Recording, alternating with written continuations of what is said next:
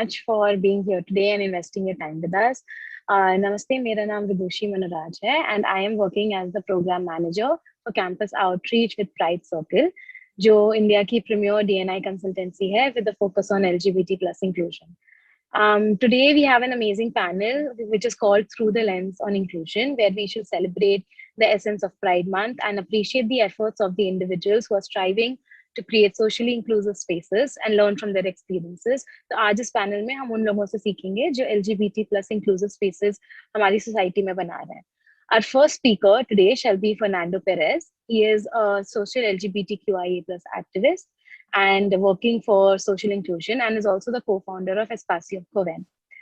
Next, we have Megha Rao, who is a performance poet and surrealist artist from Kerala. She's a prose graduate in English literature from the University of Nottingham. And when she's not working on her debut poetry collection, she facilitates workshops for young poets. We also have Ankit Bhuktani, who is a human rights advocate and an LGBT plus rights activist with over 10 years of professional experience in the diversity and inclusion space. He is the founder of the Queer Hindu Alliance and has been awarded with the Global Diversity and Inclusion Leadership Award by the World HRD Congress. And finally, we have Purva Shah, who manages CSR, Sustainability and Communications at Pernod Ricard India. तो आज आपको एक idea देने के लिए कि ये session कैसे होगा, हम बताते हैं कि इसका स्ट्रक्चर क्या है. आज first our panelists will briefly introduce themselves and then they'll tell us a little bit about their background in the industry and वो लोग क्या काम कर रहे हैं. They'll also let us know about the work they're involved in. Later on, we will kick off the conversation by asking questions that draw out some high-level themes that we should be thinking about. And finally, toward the second half of the session, we'll open up the floor to give you an opportunity to ask questions to our wonderful panelists. So उस time पे, second half of the session पे आप अपने हमारे panelists से सवाल पूछ सकते हैं. लेकिन पूरे वक्त थ्रू आउट द सेशन अगर आपका मन है सवाल पूछने का, if you want to ask questions, आप chat box में message कर सकते हैं and then we'll get those answered. So I think if Vasu, if you could share screen and present Fernando's presentation, and then Fernando could start with his presentation. Yes, yes, right.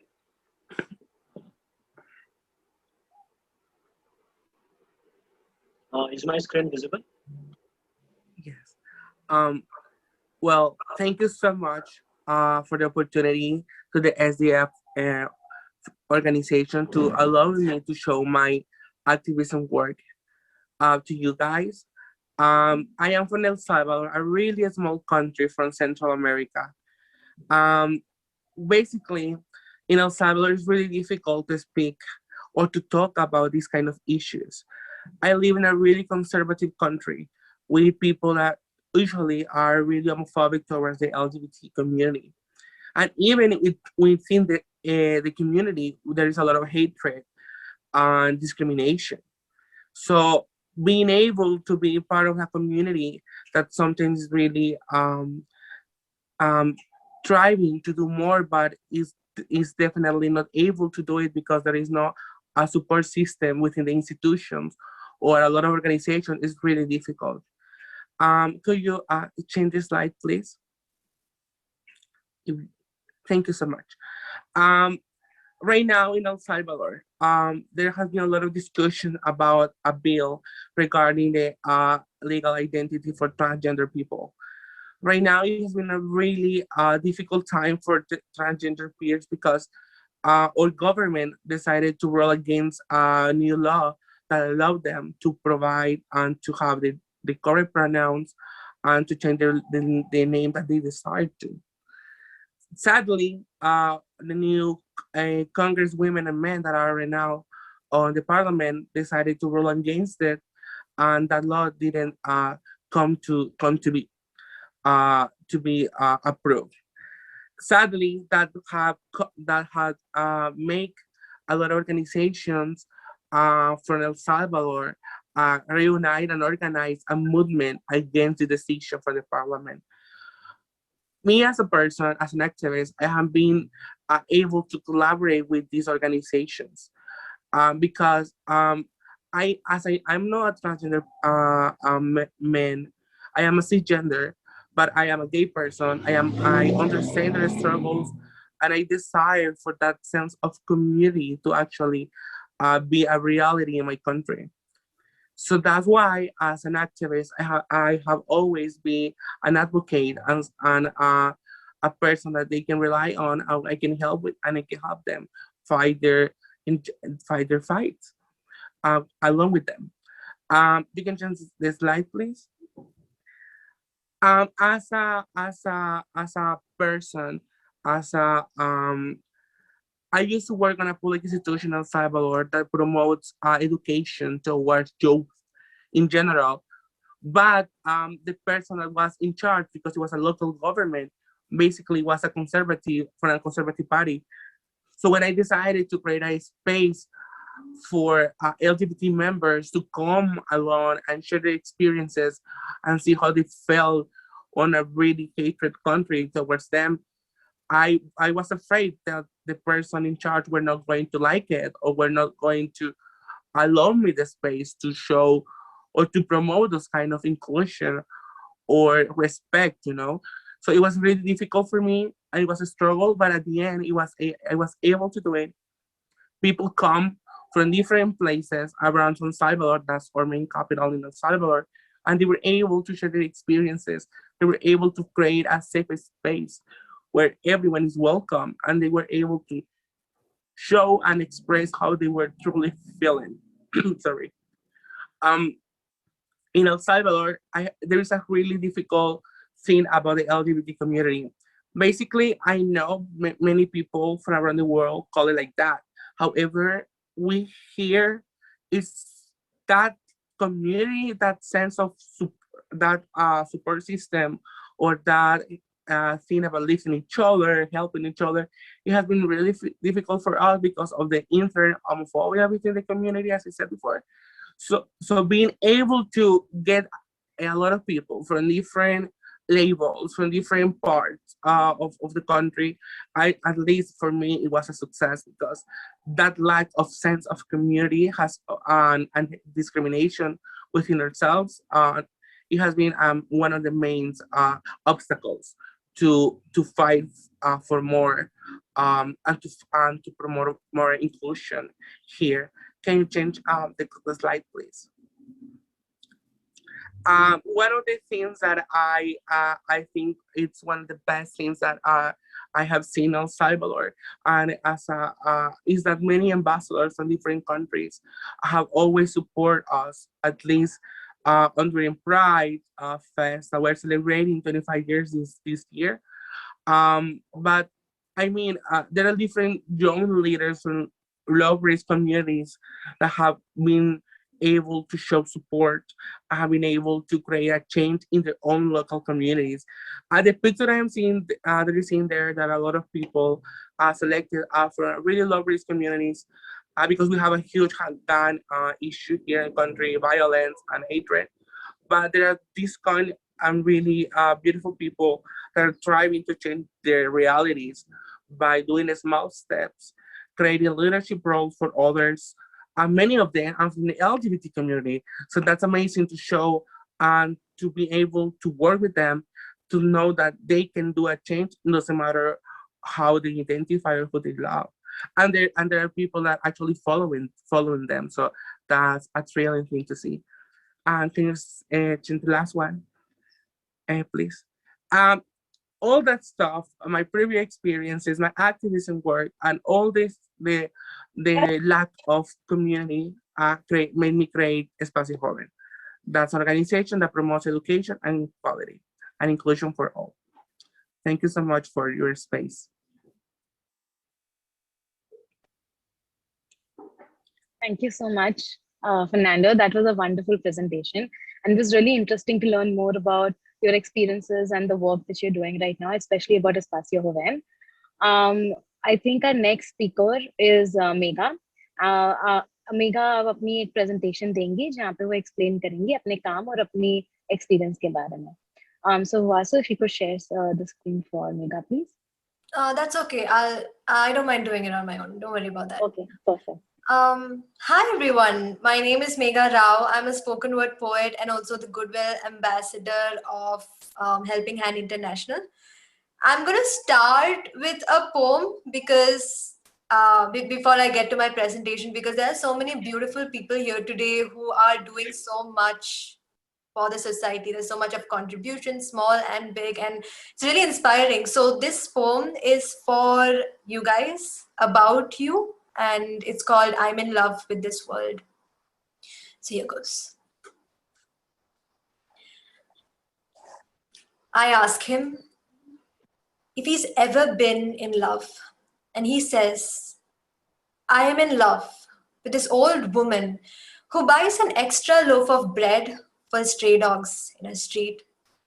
Sometimes she's so forgetful, she doesn't remember to eat, but she never forgets to feed them right before her afternoon nap. I don't know how she does it, but I think she's so beautiful. I am in love with this little boy across my house, pushing his way into the front yard despite his crutches to teach his kid brother how to play football. I know he's in pain sometimes, but he's so happy he doesn't care.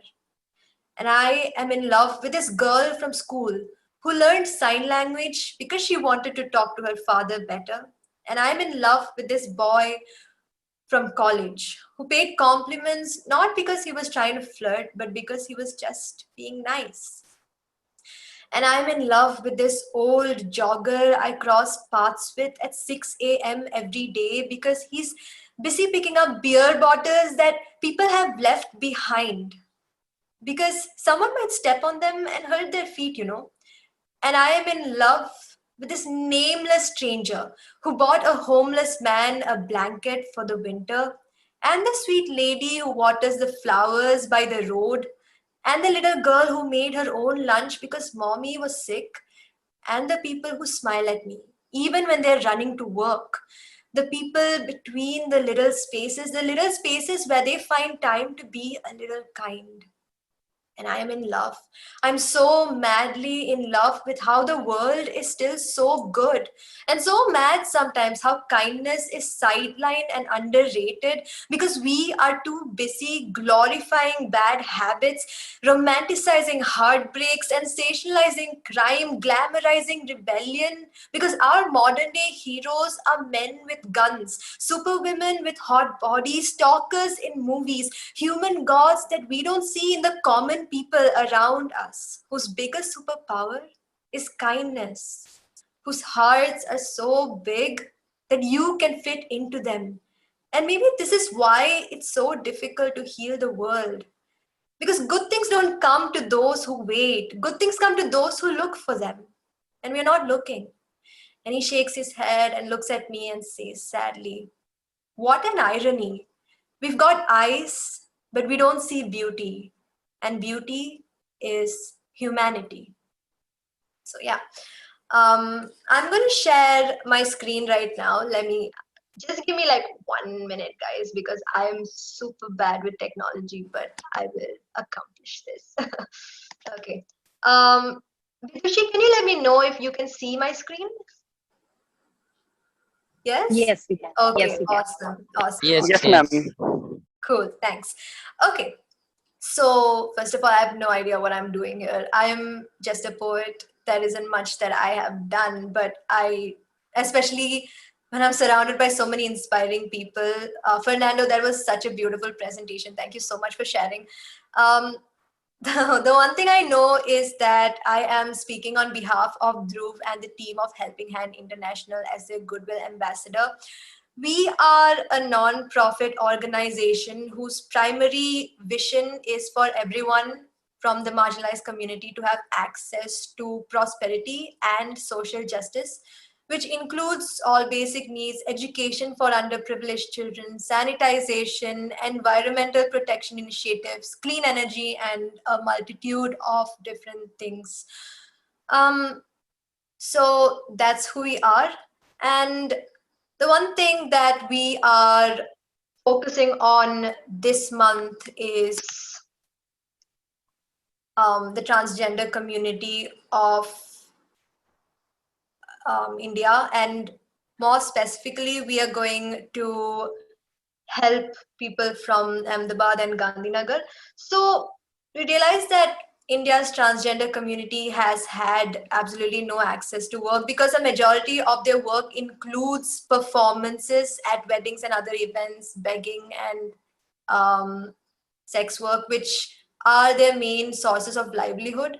So they've had no access to work, no healthcare services, which also includes hormone treatments, drugs that treat HIV. So there have been many instances of people from the transgender community who have developed infections because they can't receive their drugs.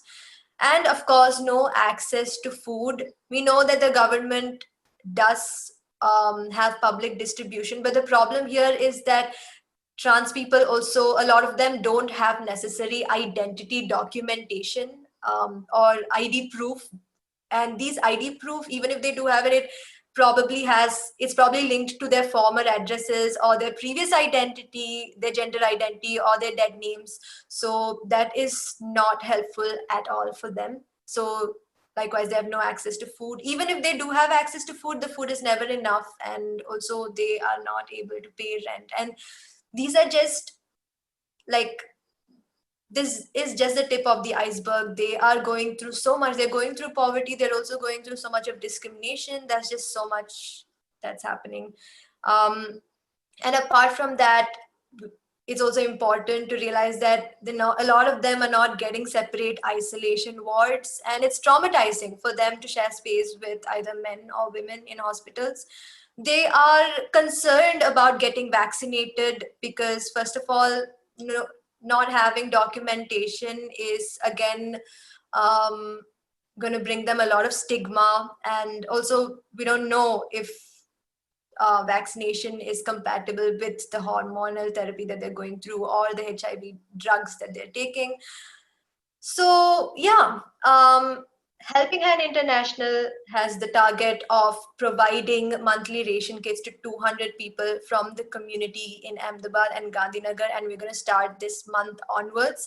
We are already raising funds and trying our best to reach this goal. So that is what we are focusing on this month.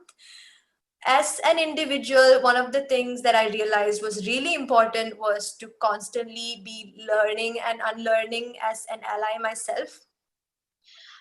I reached out to a bunch of people from the LGBTQIA plus community to take over my social media space, and that included Maya the drag queen, Bihan Pitambar, and now we have Sheetal Shyam as well coming on board to talk about personal experiences as members from the community.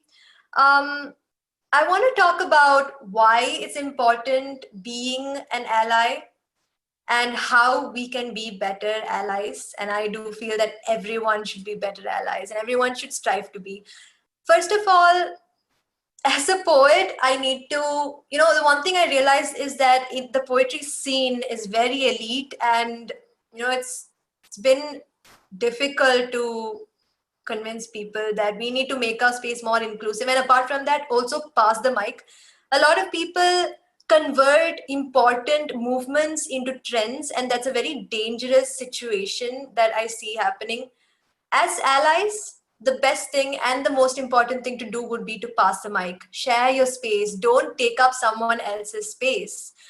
If you want to be an ally, read up on LGBTQIA plus writers, amplify queer voices on social media everywhere, make sure that you know all the right terminology for this. Also, we're all coming from a place of privilege. We've not been through the kind of trauma that LGBTQIA plus people have been through.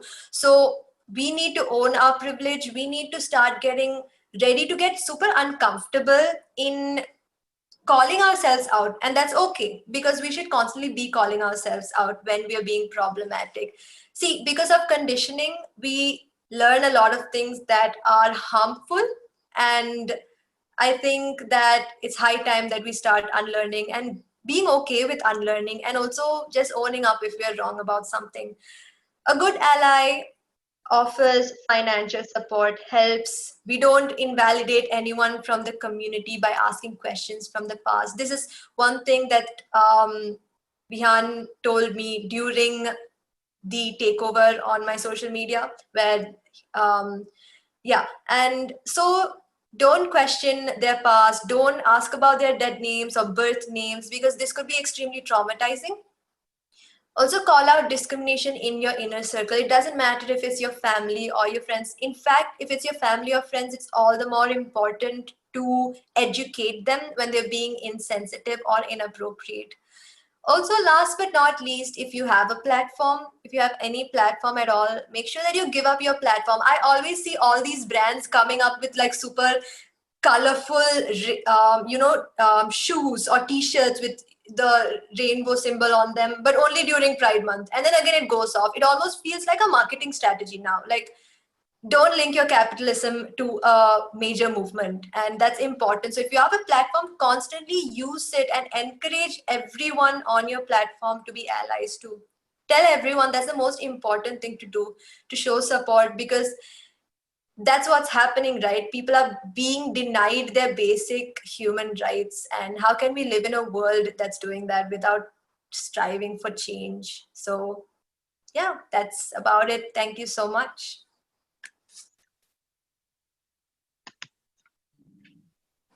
Thank you, Megha. Those were some wonderful words at the very start. And I think those are some very important points you've raised. I think regardless whether we are from the community or not, we can always be better allies to the intersectional subsections of the community. So I think this is very important for all of us to remember and, keep track of. I just had one more question for you, since you brought up that, we should read more LGBTQ plus writers. Do you have any suggestions for people to get started? Maybe one or two names that you feel would be good for people to start with? Yeah, so I mostly read poetry by people from the community. One book I really loved was Don't Call Us Dead by Dennis Smith. It's this poetry collection that touches upon a lot of themes like sexuality, HIV, police abuse. It's a very beautiful book. There's also Daylight by Roya Marsh. That's also a poetry collection, and it has some really striking themes as well. There's this one book that I really loved called Apsara Engine. It's by Bisak Som, I guess. This was one book that won the 2021 Lambda Literature Award for LGBTQ comics. It's a graphic novel, I guess. It's a graphic book. So yeah, this is one book that I really, really loved. So these are some writers we should definitely be reading. Perfect. I don't know about everyone else, but I'll definitely take those recommendations and start reading them. Thank you so much for that. So after this, I think we have the presentation by Purva Shah, and I think he'll be presenting a video. So could Vasu please share that?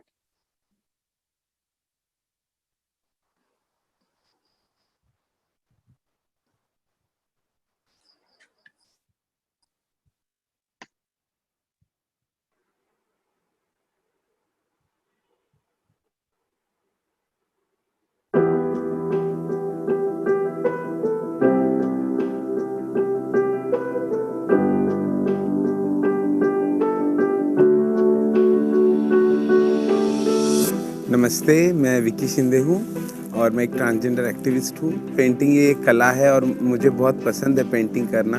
Sion में हमने एक छोटा सा wall paint किया था और वो first time था मेरा लाइफ का जो मैंने वो वॉल पेंट के लिए ऐसे लोकल पब्लिक एरिया में, स्लम एरिया में जाके हमने पेंट किया था एक वॉल। पर्ना और रिका इंडिया फाउंडेशन ने जो ये प्रोजेक्ट अरावनी आर्ट और हमें दिया है, और ये फर्स्ट प्रोजेक्ट हमारा महाराष्ट्र में था। नाशिक में 3 जगह पे हमने पेंट किए हैं। आणि आज मी इकडे नाशिकला आलेली आहे। मीन्स बायकांना, गावच्या बायकांचा आम्ही फेस पेंट केलेला आहे आणि ते फेस पेंट करताना आम्हाला अतिशय आनंद होत आहे। लोगों के हाव भाव या जो एक जनरल आदमी है, जैसे कि फार्मर, शेतकरी, इधर देखो आप पेंटिंग देख सकते हैं कैसे पेंट करे हैं हमने, तो लोगों को देख के भी खुशी होती है। Arvani Art Project is a collective that works with trans women to create awareness about their life. This collaboration that happened with Arvani and Pernod overall was a great experience because for us, it's nice to do commercial projects. We get to empower a lot of women, and projects like this really, really help us. So thank you so much for bringing us on board for this. We at Pernod Ricard India Foundation are dedicated to shape a better future for our communities by focusing on water resource management, livelihood, health, and education for the communities around our plants. These designs reflect the local ethos of our communities, and our Avni team has done a brilliant job of bringing them to life and also connecting our communities with our plants in a happy, vibrant manner. Thank you Pernod Ricard India foundation. मुझे PRI foundation के साथ काम करके आनंद हुआ। मैं आपको धन्यवाद बोलती हूँ।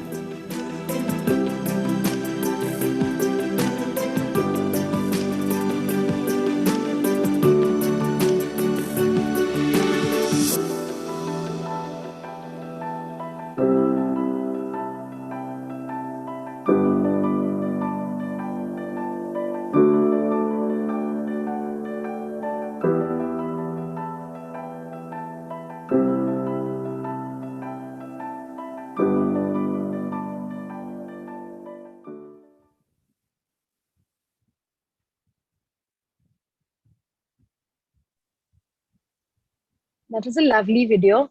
Purvish, would you like to say a few words about the work Pernod Ricard is doing, how the project came about? Sure. Thank you, Vidushi. Thank you everyone for letting me be a part of this. Megha raised very important point on being on the importance of allyship, and a person like me, a person who's a say cis het man, what could I have to say which could add value to such a platform? And I think it's more from a representational standpoint, more from an allyship standpoint, that say people like me, people from the corporate ecosystem, they realize the importance of inclusion, not because it's a boardroom imperative, not because it brings you new consumers, but simply because it's time, and simply because there's no other way. And the biggest enabler of this thought that I've been seeing is that people asking for it, the employees asking for it, and not because working with people from LGBTQI communities is a unique experience and they want to do it, but simply because it's something that should have been a part of their ways of working long before, but hasn't been a part of it. And so people want to work with people from the community because they are a part of the communities themselves, right? And so Pernod Ricard India Foundation actually has been working with a range of communities across India, where we're working in more than 19 states, impacting more than 9 lakh lives, and so on and so forth. But what we've recently recognized at Pernod Ricard India Foundation is the importance of intersectionality in whatever we do, right? It's starting from envisioning the role of rural women beyond their households in most of our projects, to sort of getting into an social incubation program that focuses on women, that focuses on enabling women social entrepreneurs, to now enlarging even our understanding of intersectionality and understanding of the fact that say oppressions or even marginalities may not just be limited to two genders, right? And which is where a focus for us has been sort of starting a conversation internally, but it's also been on hiring, and it's also been on other aspects that you will continue to see. So there are brands like Absolute Vodka, which has been a strong advocacy for LGBTQI inclusion since 1960, when they were actually chided for it in the Sweden government and so on and so forth. More brands have recently started up standing for people, and more brands talk about it. More brands talk about inclusion, but this is not this is an issue which we do not think brings in a business imperative in terms of us getting more consumers. This is an imperative again, because it's just the way. And our program with CDF, which I would implore all of you to sort of learn more about, is focused primarily on this. And even though it started out with the idea of sort of mainstreaming and giving career advancement opportunities, it has become less about mainstreaming, because the idea of mainstream itself is very, very linear. It's very, very unidimensional. Let's start talking about it as from a perspective of trans streaming, from a perspective that there is no mainstream at all, right? We're all fluid, and we're all in an arena where human growth and development is primary. So I think it's time for us to let go of the term mainstreaming and focus on sort of enabling, giving a voice and empowering, say, 100 young and inspiring trans persons in Delhi NCR. And it's built on the fact that while companies like our own, and companies who are now sort of getting more aware about it, more open about it, and especially not simply because they want to meet DNI targets, but simply because again, this is the time to do it, and people have asked for it. They have been, say, going out in the market. They've been going out to hire transgender people, and they're coming to realize that there are no transgender people in the hiring market, simply because we'd never enabled them enough, right? And we'd never provided them with the space. We never sort of passed on the mic. So how would we expect people from the community to be there when we come to hire them? And the program is simply built on this idea that, say, you need to enable individuals to sort of get an unrivaled boost in their career graph. And it starts from a basic and goes to an advanced course. And obviously, because the world is still so linear, and the world is still so demonstration minded, so there has to be a certification aspect to it. And as the focus is on sort of putting more and more people there in the corporate ecosystem through proper advocacy, through proper skill enablement, also supplemented with aspects on, say, financial literacy, a more a strengthened emotional resilience to sort of face the world, because the world is still cruel enough.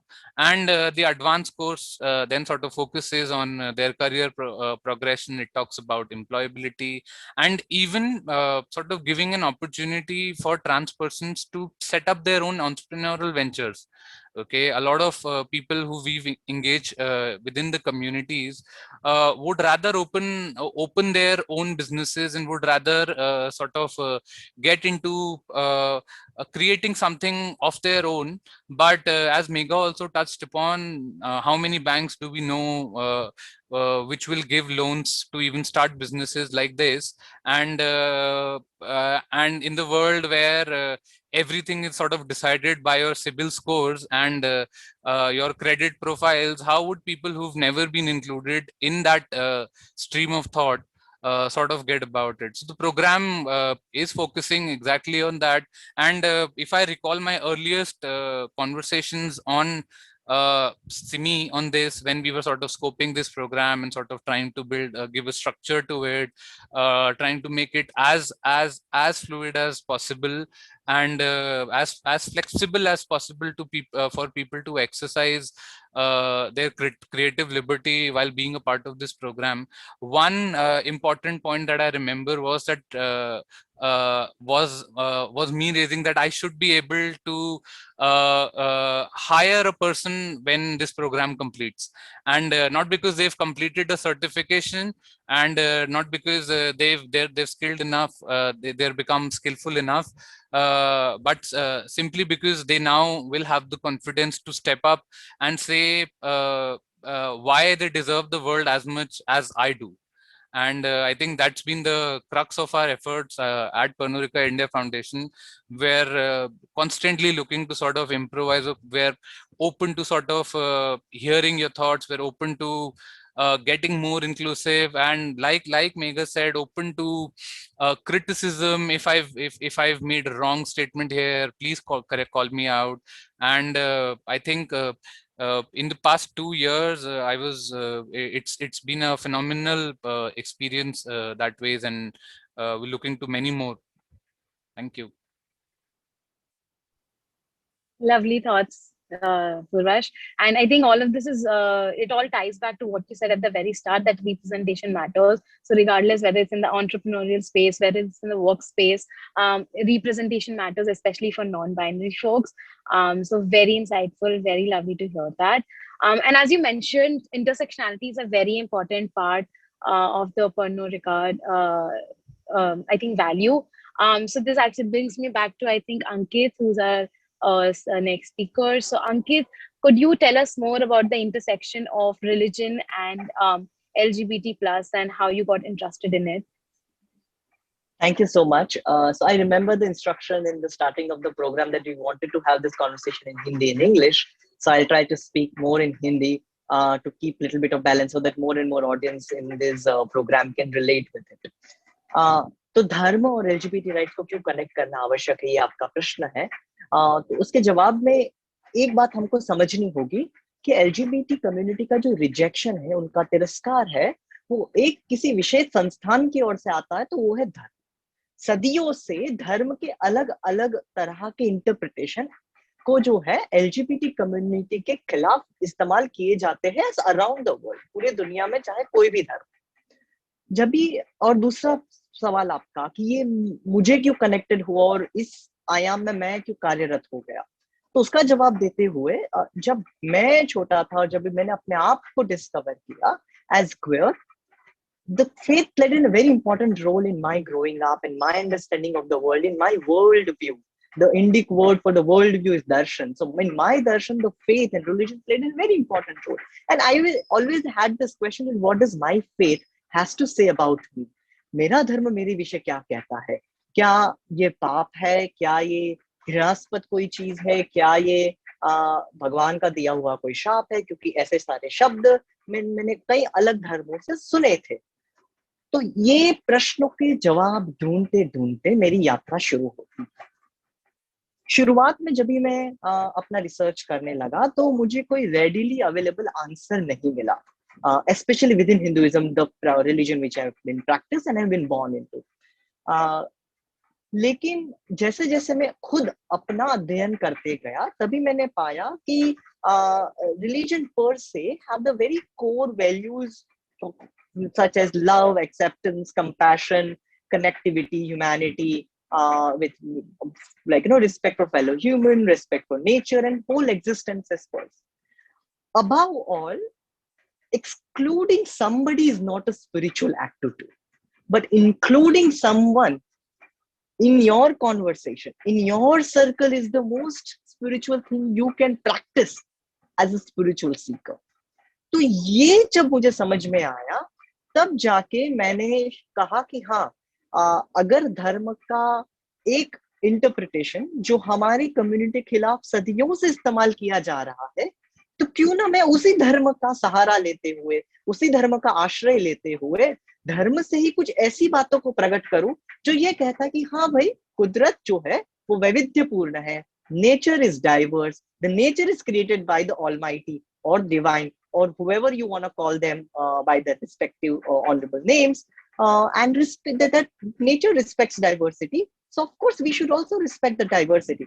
तो जो धर्म को एक तरह से तिरस्कार का और हेट का माध्यम बनाया जा रहा था, मेरा प्रयत्न है कि मैं उसको बदल के प्रेम और स्वीकार का और समावेश का माध्यम बना सकूं. So using religion as a tool of inclusion is my work.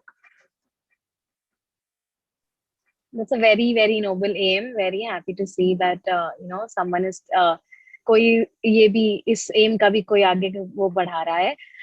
तो मेरा अगला सवाल होगा कि जब हम लोग LGBT इंडियन हिस्ट्री की बात करते हैं कि हमारी हिस्ट्री में क्या है, तो वो लोग सिर्फ सेक्शन 377 जो हमारी जजमेंट आई थी उसी तक पहुंच पाते हैं एंड लोग उसी में खुश हो जाते हैं। तो आप कुछ बता सकते हैं कि इससे पहले क्या हुआ था, हमारी इंडियन हिस्ट्री में ऐसी क्या क्या मूवमेंट्स हुई हैं जो LGBT इंक्लूजन के लिए हुई हैं? LGBT अगर इंडियन हिस्ट्री की बात करें तो हमें सदियों पहले के इतिहास को भी देखना होगा। जब मैं अपना अध्ययन कर रहा था इस विषय के ऊपर, तो तभी मैंने कई सारे ग्रंथों का अध्ययन किया। करीब मैंने 2 साल तक इस विषय के ऊपर अपना अध्ययन शुरू रखा और मैंने पाया कि कई सारे धर्म ग्रंथ, अर्थशास्त्रों के ग्रंथ, चिकित्सा संबंधी ग्रंथ, whether it's a religious text, medical text, economical text, written centuries ago, primarily within Sanskrit language, have diverse set of terminologies and expression related to queer gender identity, orientation, and expression. Just to example out few here, if you read Charka Samhita, Narada Smriti, Garga Samhita, the biggest Sanskrit directorate called the Shabda Kalpadruma, you will find the whole ocean of queer terminologies and references to queerness mentioned there. At one point of time, I had made a list of it, and I just in funny way say that I found around 69 Sanskrit terminologies which talks about gender identity, orientation, and expression. But there is a star mark to that, and the real is I've just found 67 so far. So I hope that I'll find 2 more, so I'll reach the number of 69. So just for funny reference there. But yeah, on a serious note, क्या आप ये सोच सकते हैं कि इस धरातल पे सदियों पहले, जैसे चरक संहिता, गर्ग संहिता, Narada Smriti, Shabdakalpadruma, the texts which are approximately dated goes back to 200 BC, 300 BC, 500 to 700 BC. ये समय के दौरान भी ये सारे अभिव्यक्तियों को हमारे शास्त्र, पुराण और साहित्य में समावेश किया गया था और 67 संस्कृत टर्मिनोलॉजीज वहां पे मैंने पाई है, कोई और रिसर्च करके शायद ज्यादा भी पा लेगा। और अंग्रेजी में हमारे पास कितने हैं? LGBTQIA, and then we have added plus, so that every 2 years we develop ourselves and add one more alphabet. And still we are confused as a community that how many alphabets could be there. But centuries ago, 67 Sanskrit terminology existed. Well, so I think if we talk about queerness to India, it is very natural. It always existed. So when somebody come to me and say कि queerness is Western import, all I have is a laughter at their ignorance. Makes sense to me. तो आपने अभी एक बात उठाई कि हमारे पास इतनी टर्मिनोलॉजीज हैं, हमारे पास इतनी सारी इतनी शब्द थे पहले से ही। तो मुझे इस पे एक बात पूछनी है कि जो रीजनल लैंग्वेज इंस्टीट्यूशंस हैं या रूरल लैंग्वेज इंस्टीट्यूशंस होते हैं, अब जैसे इंग्लिश लैंग्वेज इंस्टीट्यूशंस में हम फिर भी उनको क्यूरनेस, LGBT+ अभी थोड़ा थोड़ा उसमें ज्ञान दे रहे हैं, लेकिन इसमें हम लोग कैसे हेल्प कर सके, जैसे कि जो रीजनल लैंग्वेज इंस्टीट्यूशंस है एजुकेशनल स्पेसिफिकली, उसमें भी हम बच्चों को सिखा पाए कि ये सारी टर्मिनोलॉजीज कैसे हैं? देखिए, अगर आप एजुकेशनल इंस्टीट्यूशंस की बात करें विशेष तौर पे, तो मुझे लगता है कि हमें रीजनल लैंग्वेजेस में उसमें जो शब्द प्रयोग होते हैं उसका हमें समावेश करना होगा। इसके 2 कारण हैं। पहला कारण तो ये है कि हम अपने रूट से संबंधित जो हमारी मट्टी की भाषा है, the language of our soil, we would be able to again reconnect with it. When we import terminologies from other language or imported languages, we also have to at the same time justify those terminologies as a not Western influence, right? So when we would be able to open up ourselves to the Indic language and terminologies, and India is so lucky to have such a diverse set of languages in each state, and not just in each state, within the states we have multiplicity of languages existing. So if these languages and these terminologies can be much more used. And second part of that conversation is that community should not look down upon these terminologies, right? So many times in fun, we say that, okay, if you say the same word in Hindi to somebody, वो बोले अरे यार she कितनी गंदी भाषा के प्रयोग कर रहे हो, और इसी शब्दों को आप अंग्रेजी में बताओ, oh my god, he's giving swearing also in English, like wow. अगर उसी शब्द को अगर आप हिंदी में व्यक्त कर दोगे तो ये तो बहुत चालू है और कैसी भाषा का प्रयोग कर रहा है, राइट? तो हम खुद कम्युनिटी में ही जो हिंदी भाषा का प्रयोग करते हैं या अपनी मातृभाषा का प्रयोग करते हैं, क्वियर टर्मिनोलॉजीज का इस्तेमाल करने में, उसको हम पहले नीचा देख रहे हैं। तो ये हम खुदे भी अपने आप को समझना होगा और अपने आप को भी इम्प्रूव करना होगा। इसके साथ साथ एक कॉशन भी मैं देना चाहता हूँ, क्योंकि हम भाषा और क्वियरनेस की बात कर रहे हैं, कि not all terminologies can be 100% translated in the language of India. And even if you really push hard, you may develop some new terminologies, but it becomes so heavy that people will not be able to understand. So we need to have a little bit of mature balance there, that we keep the connectivity with our soil and roots in terms of queer references from our regional languages. At the same time, it is not so heavy so that people do not relate with it. So for an example, अगर आप mobile का हिंदी भाषांतरण करेंगे तो भ्रमण भाष कितने लोगों को आएगा, है ना? तो आपको मोबाइल को मोबाइल ही रखना पड़ेगा, उसका आप भ्रमण भाष नहीं कह सकते। तो वो भी क्योंकि लोग समझ नहीं पाएंगे, राइट? तो we need to use the terminologies which are understandable by people can relate with it. At the same time, somewhere we need to find that beautiful balance of Indic heritage and roots, at the same time understanding and acceptance within the community. I absolutely agree with you there. बहुत time ऐसे हुआ है कि मैंने खुद जाके Google search या ढूंढने की कोशिश की, अच्छा इसका हिंदी वर्ड क्या होगा या इसका कोई और लैंग्वेज में वर्ड क्या होगा, बहुत मुश्किल होता है ढूंढना। So that's true. हमें एक बैलेंस देखना जरूरी पड़ेगा, जहाँ पे उसी के बाद फिर we can move forward as a community.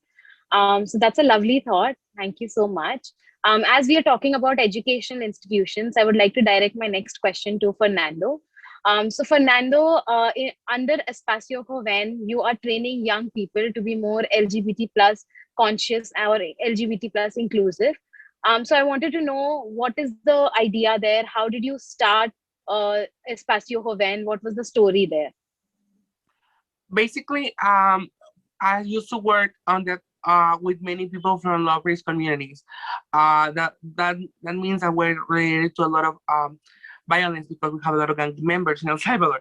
So many youths are not able to go to school or not able to receive a quality education because of their fear of getting harassment or getting killed.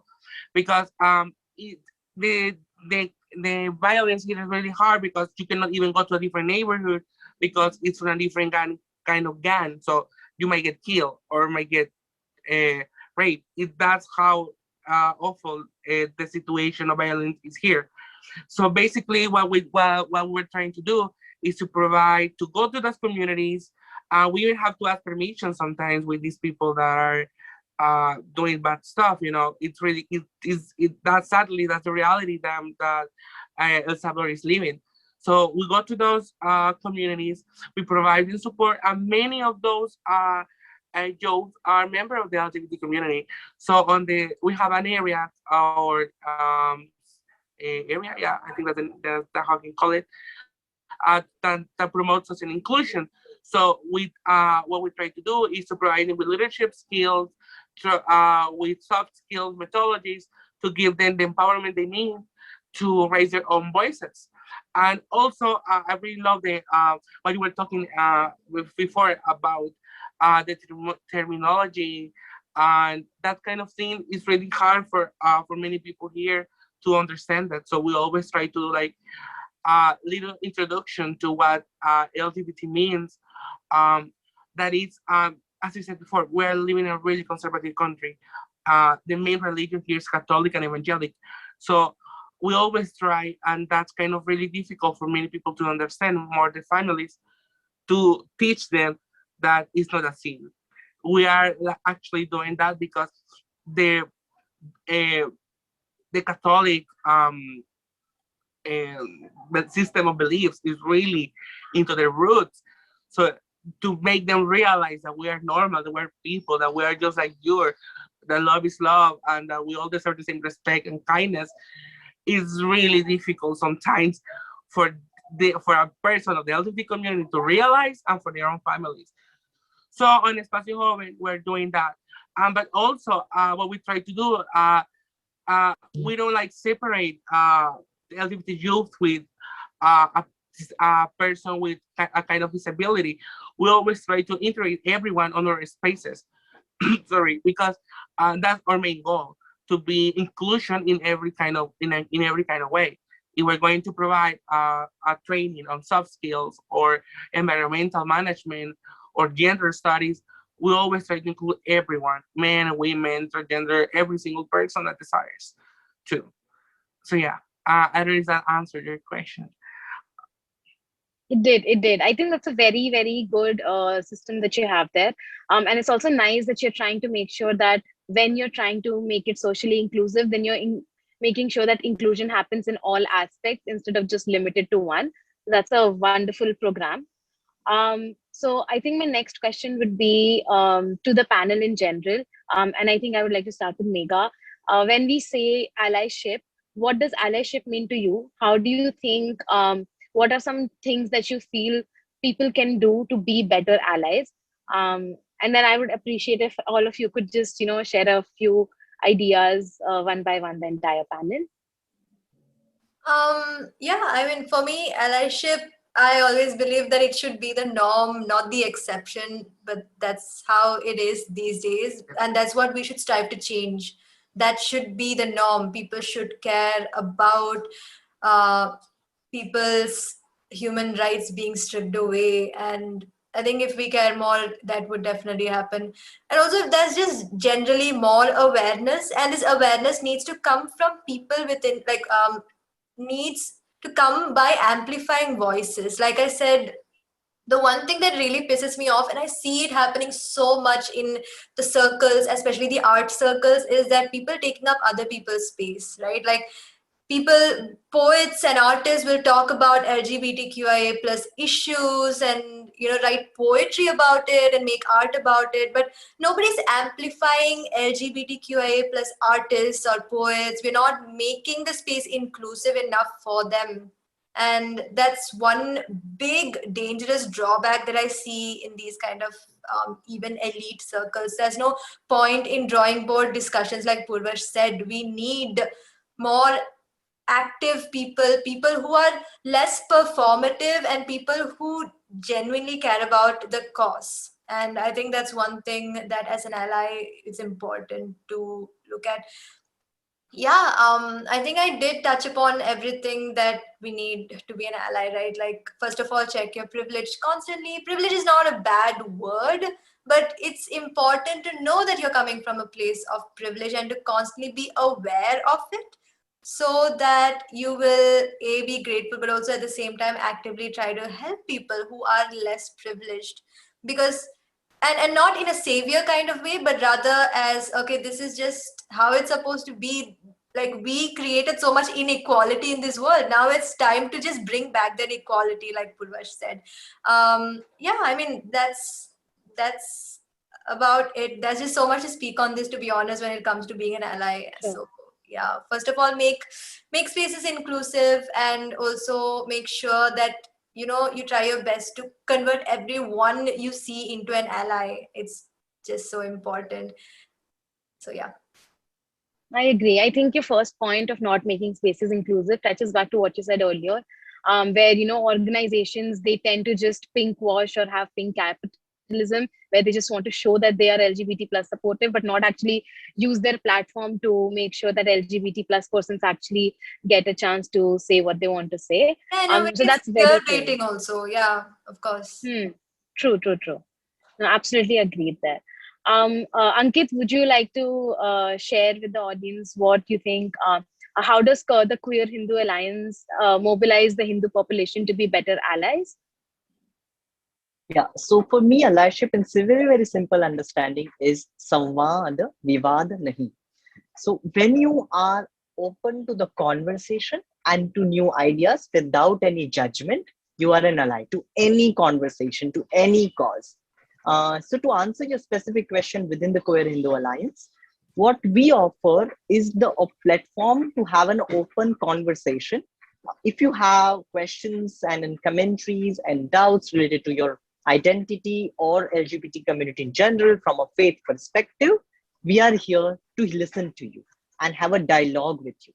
So from my understanding, what allyship is that you being open to a conversation, not just on intellectual level, but on your being level or from your heart, that, hey, I'm here to learn from you.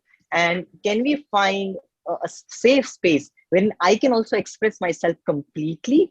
And then if I'm incorrect somewhere, you can learn me. And there are chances that we can also learn as a community from non-community members. So coming to the space wherein विवाद नहीं हो, जहाँ पे संवाद हो, ये allyship है मेरे लिए. That's a wonderful thought. I love that thought. And that's a very good way to bring about, mobilize people to be allies, to give a space where, you can hear their concerns and also make them feel heard and give them a chance to learn from you. So I think that's a lovely way. Fernando, would you like to go next? Would you like to share what allyship means to you and how can people be better allies? I think that regarding the last one, how to make a better alliance is that we can always help people from the LGBT community any day, any time of the year, not only on June, because I have seen many people showing support or showing campaigns or advocating only on Pride, and that's fine. I mean, I really appreciate it, and it's amazing to see many people now raising their voices, showing sharing the mic. I really like that idea. I really loved it. But not only this month. Like, why don't you do it like every single day or whenever you can? That would be like, I think that would be a new way to start, at least from some people that I know or have seen. And I think the other one is to respect how other people truly feel or truly are, because many people, at least for me, I have seen many people question every single person, like, why you're like that, or what is your label? Like, you don't have to do it. Like, let every person live their truth, live how they feel, love who they love without questioning it every single time. I have seen many people not from the community do it to me, do it for other people, and it's like, it's not necessary to do it. Like, why you're doing it? Like, there is no need. So yeah, I think that would be. And also sharing the mic. Like, I love the idea of sharing your platform for other people. Like, I didn't even thought about it. So yeah, I think I learned something today. So yeah, that would be. That's wonderful. And I agree with you. I love the concept of respect and letting people be who they want to be, because it does not affect you how people are living their lives. So you don't need to have questions about that. I think that personal space thing has to be very clear for people. Would you, would you like to go next and let us know, as a cishet ally, what has been your journey? What has been your learning? And what do you think people can do to be better allies? So there's not a lot which is left to be said, but thank you for bringing the point on me being a cishet man. And the most important aspect as a cishet man for me is obviously checking my privilege. I am at an extremely high level of privilege, but also ensuring that while I check my privileges, I don't romanticize misery. I don't romanticize oppression, and that is something that a lot of us tend to do. Okay, it's something which is about, say, queer people or LGBTQI people do not have to be our learning experiences. Okay, and I think that's the most important point that people like us, people like me, have to be cognizant of, that people are not learning experiences, people are not experiences through which you can learn out of. they're real human beings, right? And yeah, touching essay, this is something which I think as a human should strike a chord with everyone, like Megha said, that how are we able to gulp food down our throats when we know something like this is happening? And it's extremely important that while it happens, I say, if when we look at visuals, when we learn of stories, we are cognizant of how even though I'll touch upon, say, as a cishet man, my first thought is that I've not directly contributed to it, and that's something that I've been trying to fight for a very long time, that I have, not in the ways that I've known, but I have. And I think being an ally is purely about that for me. I think you raise a very important point that when it comes to advocacy and activism, a lot of people think that we have a right to other people's stories, especially the LGBT plus community stories, and we don't generally. So I think that's very important, and it touches back to what Fernando said, that, you know, if people are being themselves, then let us not interrupt in their personal space. Let them be who they are and not ask them the questions that they are not volunteering to give information on, which is very correct. Seeing that Pernod Ricard is also working on transformation, I would now like to introduce Pia Kapoor from Satrangi Samaj. She's a member of the LGBT plus community and is working towards the upliftment of the community. She was recognized as a leader par excellence by Alliance India at Hyderabad 2021. She would like to share details about the transformation program, which is being conducted by the Connecting Dreams Foundation with sponsorship from Pernod Ricard Foundation. So at first, I think we'll have a video on the transformation project. So Vasu, if you could share screen, please. Yes, is my screen visible? Yes, it is. Great.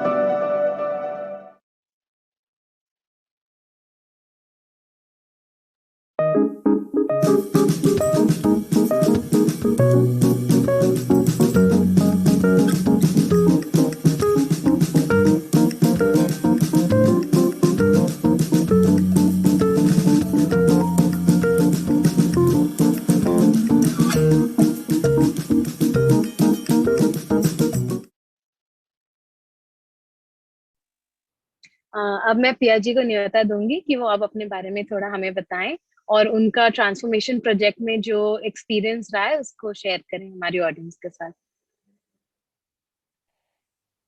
सबसे पहले जितने भी panelist में हमारे members हैं, मेरा नमस्कार। मेरा नाम पिया कपूर है और मैं क्या कहते हैं सतरंगी समाज से एज ए फाउंडर बात कर रही हूँ।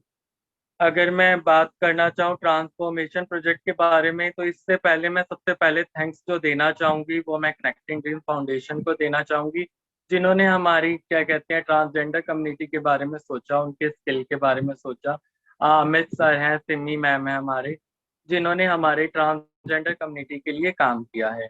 अगर ट्रांसफॉर्मेशन की बात करूं तो इसमें हमने 75 ट्रांसजेंडर्स को अब तक हमने क्लासेस करवा रहे हैं, जिसमें हमारा फर्स्ट बैच जो है वो कंप्लीट हो चुका है और जिसके लिए हम अब उनके साथ उनकी जॉब लगवा रहे हैं कम्युनिटी मेंबर्स को जहाँ जहाँ पे हैं, जिसमें हेल्प हमारी कनेक्टिंग ड्रीम्स कर रहा है। और इसी के साथ ही अगर किसी ने अपना बिजनेस सेटअप करना है, बिजनेस स्टार्ट करना है, उसी पे भी हम काम कर रहे हैं।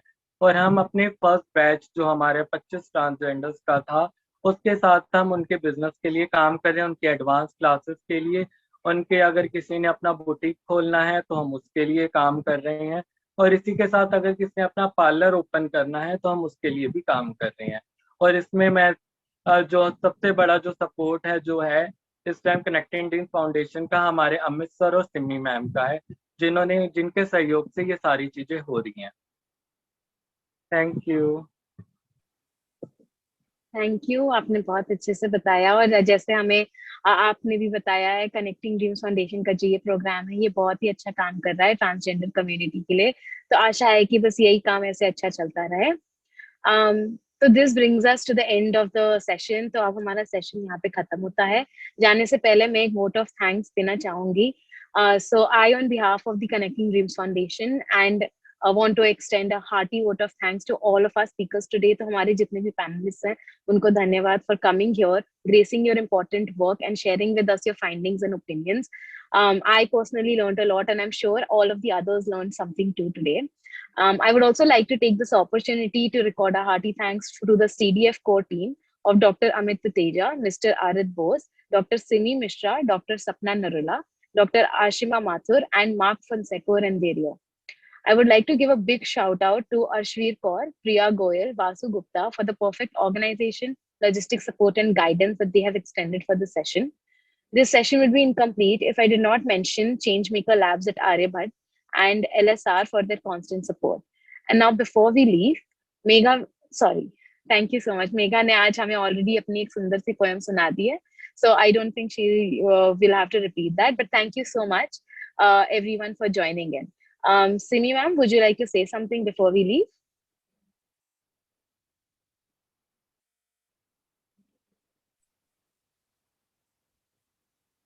I think she's not in the meeting. Yes, no problem. लेकिन thank you everyone. बहुत धन्यवाद सबको to join in.